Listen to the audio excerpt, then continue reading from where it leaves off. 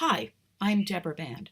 Let's continue with the second of a series of 3 short videos celebrating the Jewish spiritual aspects of motherhood and Mother's Day. We're going to be talking about wisdom and the Shekhinah.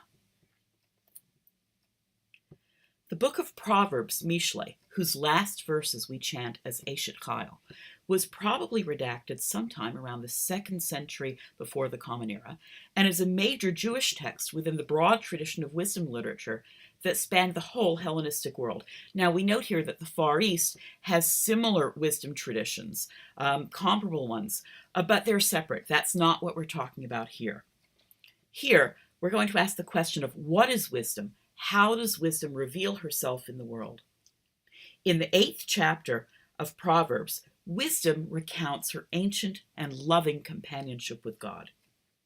The Lord created me at the beginning of his course as the first of his works of old. In the distant past I was fashioned, at the beginning, at the origin of the earth. There was still no deep when I was brought forth, no springs rich in water. Before the foundation of the mountains were sunk, before the hills I was born. He had not yet made earth and fields or the world's first clumps of clay.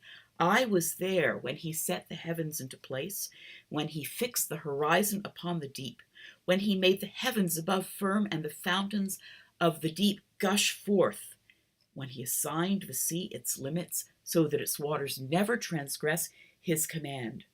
When he fixed the foundations of the earth, I was with him as a confidant, a source of delight every day, rejoicing before him at all times, rejoicing in his inhabited world, finding delight with mankind.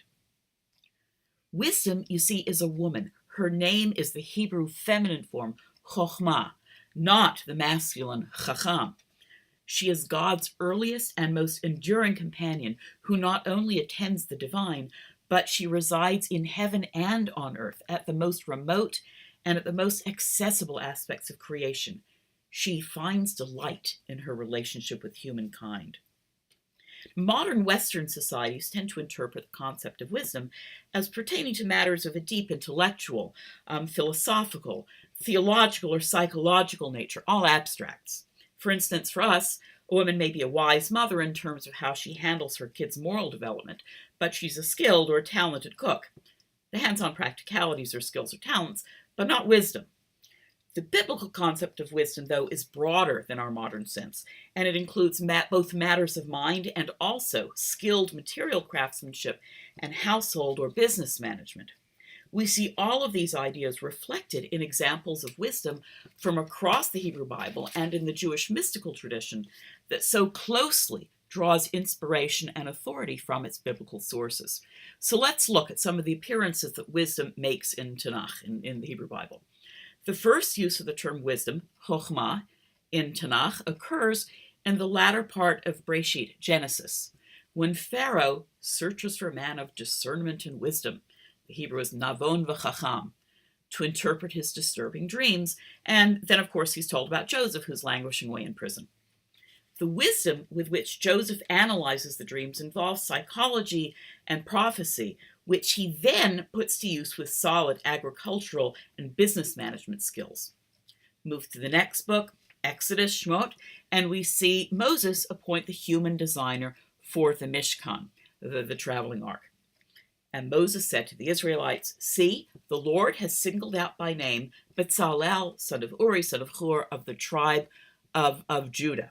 He has endowed him with a divine spirit of skill, chacham lev, ability and knowledge in every kind of craft, and has inspired him to make designs for work in gold, silver, copper, to cut stones for setting and to carve wood, and so on and so forth." Now, tellingly, the translators of this passage, this is from the Jewish Publication Society translation of 1985. The translators interpret the Hebrew chacham lev, literally a wise heart, as spirit of skill. For this kind of wisdom resides in the talents to design, make, build, and manage material objects, sacred but material nonetheless, right here in the terrestrial world. God soon provides directions to the structure and decorations for the Mishkan, but it's Bezalel who fills in the details and implements those instructions and designs and directs the manufacture of the textiles and the cherub decorated ark and the golden almond blossoms on the menorah with his own God-given intelligence and skills. Now, although God-given, as we often regard our special geniuses, think of Wolfgang Amadeus, beloved of God Mozart, but Bezalel's skills reside firmly in the material world. His work, of course, would become a conduit for the divine presence into the human sphere.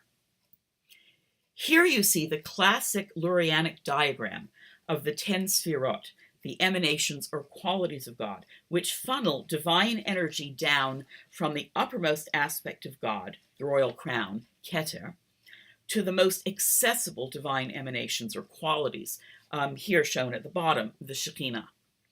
In particular, note Chokhmah, wisdom, at top right, Tiferet, beauty, in the middle, and Shekhinah, kingdom or dwelling, at the bottom.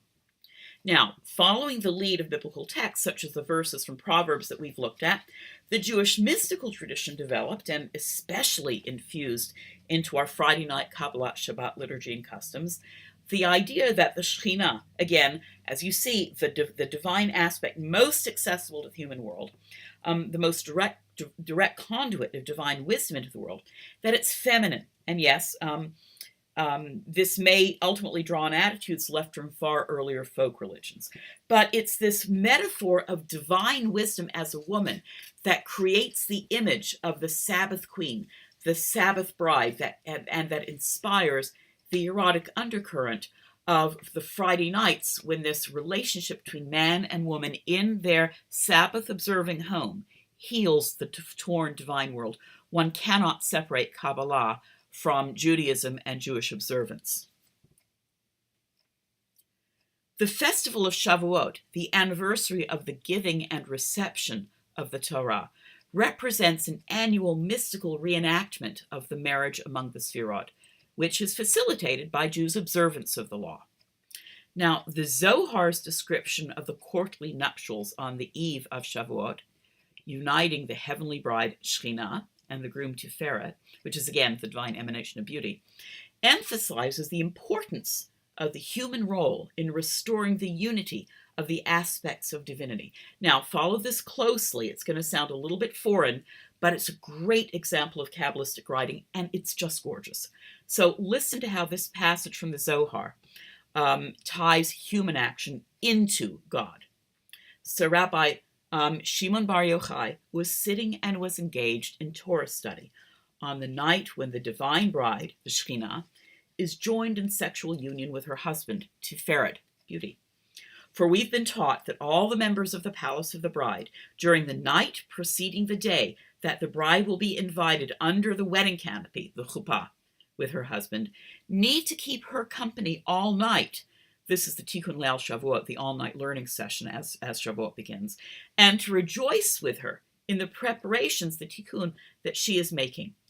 They do this by engaging in the study of the Torah, proceeding from the Pentateuch, the Chumash, to the prophets, the Nevi'im, from the prophets to the Hagiograph, I can never say that word, the Ketuvim, then to the Midrashic interpretations of Scripture and the mysteries of wisdom, Kabbalah. For these represent her preparations and her adornments. She comes in with her maidens and remains at their head. On the next day, she enters the wedding canopy only in their company, for they are called the attendants of the canopy. When she enters the wedding canopy, the Holy One, blessed be He, asks about them, blesses them, and crowns them with a bridal crown. Happy is their lot. Now, the Zohar's account of the divine marriage relates closely to the idea of the Kabbalat Shabbat rituals, and it applies a very gracious human metaphor to God. Think of the famous medieval courtly love ethic that governed courtesy and arts all across Western Europe at exactly the same time as the Zohar was written and early European Kabbalah developed, sort of the 11th through the 13th centuries. The attributes of God are mythologized as a woman and man on the verge of marriage, the observant, scholarly Jew as the necessary attendant to the bride.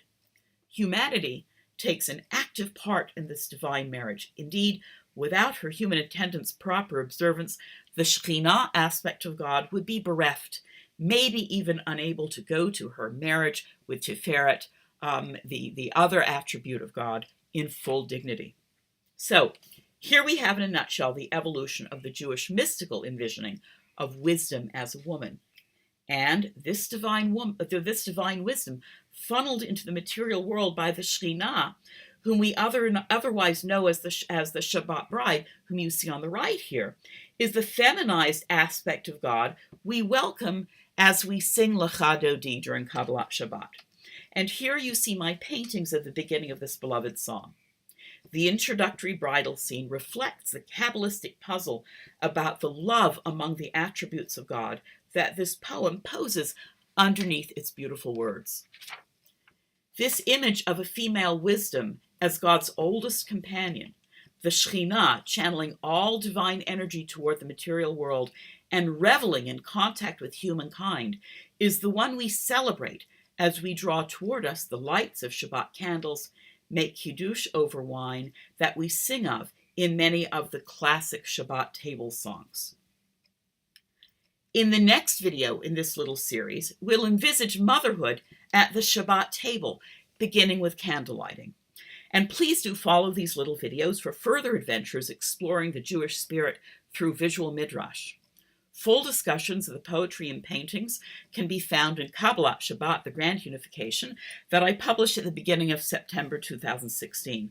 I've also published a matching bencher of Kabbalat Shabbat, the Grand Unification at the Sabbath table, which contains just the illuminations of the songs and prayers chanted before Shabbat and then around the dinner table. This way, everyone at the Sabbath table can share the lovely paintings and ideas, along with a lucky person who gets to hold the hardback book. As you see on the screen, the books can be purchased at your favorite book source or at www.ipg.com. And you'll see there's a discount on through June.